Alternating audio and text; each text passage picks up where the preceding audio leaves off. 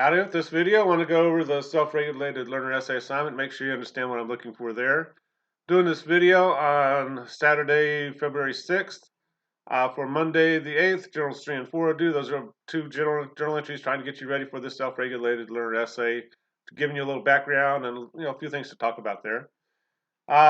Then on Thursday, the 11th, the first two paragraphs of the self-regulated learner essay are due. That's just a check-in. I'm just going to make sure you're on the right track. That you're not running into any major problems as you're working on the essay. Then on the Monday the 15th, the full draft of the essay is due. Just like with the descriptive paragraph, I'll look at it, make some suggestions for changes and things like that.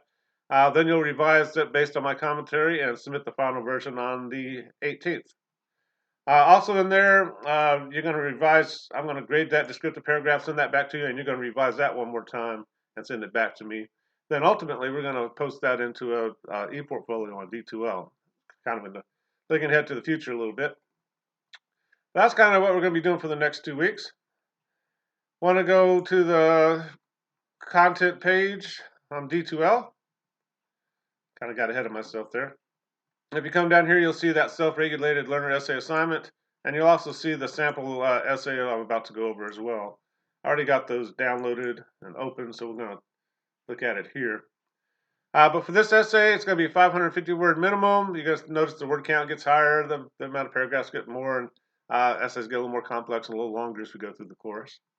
But you're going to analyze any two of the profile points of a self-regulated learner as they apply to you, and you're going to read some of those in journal, I think, number 4. Also given the points they're below down here. There we go. And you're just going to go through these and going to pick any two that you want to talk about in terms of yourself. You can talk about, and usually it works better if you talk about something you're good at and maybe something you need to work on. Are you good at planning and organizing work? Or does all your school work kind of go back and forth on the floorboard of your truck as you go around corners? That's always a struggle for me sometimes, is planning and organizing. Keeping it organized. I can organize it, but I can't keep it that way sometimes. Are you good at controlling your learning environment? I have 5 kids, a grandchild. This house can get pretty loud. You don't notice it now when I'm doing videos because I have to yell at everybody to be quiet. But controlling my learning environment is a bit of a struggle, finding time to grade and make sure I got students on the right track. That's one I might consider doing. Are you good about adjusting strategies? Are you good about asking for help? And as you're thinking about these, kind of also think in terms of jobs, of family life, and things like that. If you ever worked with someone who just will not ask for help and just takes the whole business down with the ship because they won't ask a question, that's a huge problem in the workplace, right? I worked in restaurants for about 18 years before I started teaching.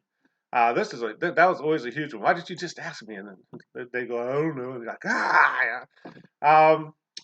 Same thing, do you attribute failures to ineffective strategies? I'm bad for that. I'll do the same thing over and over and over and get madder and madder and madder. And finally somebody says, why don't you just do it like this? And I'm like, shut up. And then I'll stop and I'll think, all right, I need to change. I need to attribute my failure to a bad strategy instead of just using a bigger hammer, right?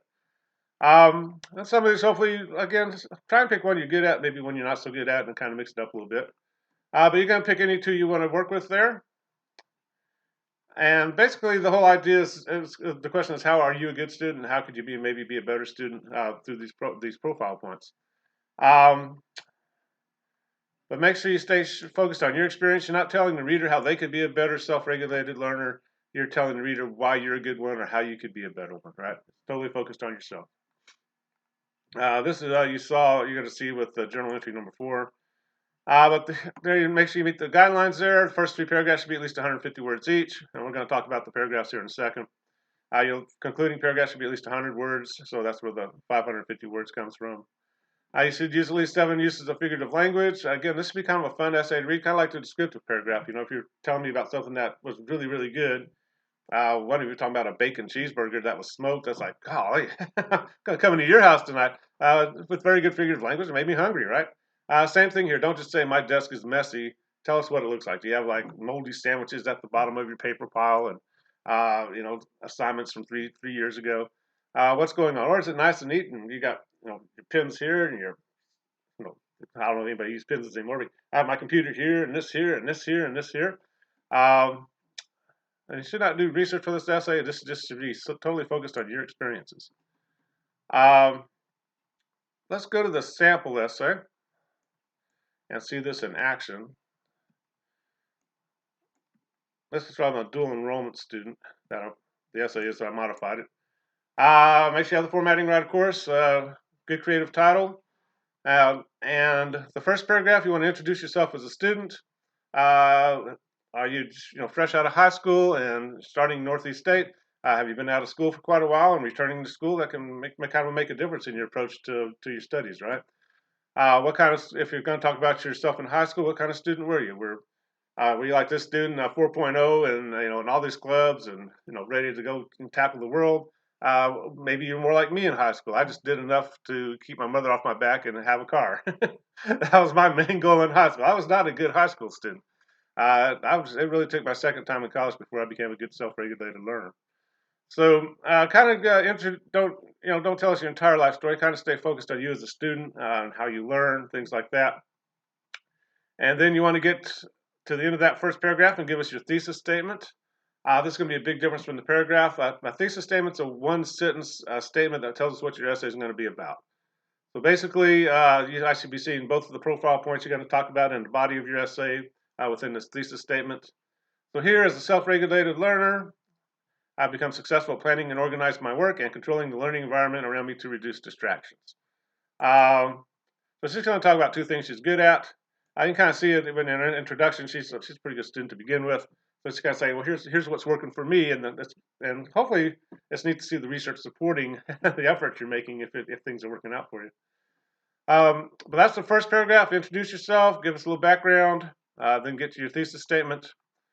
Then here, with the second paragraph, you're going to talk about your first profile point. She's choosing planning and organizing your work. You can choose any of those points on the assignment sheet to work with because you're going to apply it to your own life, right? But she's going to talk about planning and organizing, and she's going to give specific examples of what she does and try and be as specific with details as possible. Start using that figurative language in there. And I remember the student, she had a planner, and every time I changed the due date, she'd kind of go, because she had to erase everything in her planner and redo everything because I changed the date on her. That's a sign of a good student who they know what's coming up, they know what assignments are due, and they're staying on top of things, right? And she kind of tells us how you do that. It's got sticky notes, due dates, it's color coded, there's highlighting everywhere. She really focuses on the organizer to keep herself on track. Same thing with assignments. Just keep them up with the calendar, things like that. Trying to give specific examples about why she's good at organizing and planning her work. If you're going to talk about how you're not particularly good at it, you might move the paragraph towards telling us how you could be better. I was like, I know I'm not good at this, but here's what I could start doing to not be so surprised by when assignments come due and things like that. You also know some commentary on the side there as I'm going through the essay. Then she's going to talk about her second profile point in the next paragraph, controlling the environment around her. And she talks about all that. What do you do with your cell phone? What do you do with other people? What kind of area do you create so that you can succeed? Don't just tell me you listen to music. Tell me what kind of music you listen to, right? Some people need thrash metal. You can see this particularly when students are in a computer lab. They'll have the earphones going, and some of them have this nice, happy, pleasant music, and others like na na na na na na na na na na, and you're like, shh, you need to turn it down a little bit. But everybody does something a little bit differently. And she's going to tell us what she does to be successful at controlling her learning environment.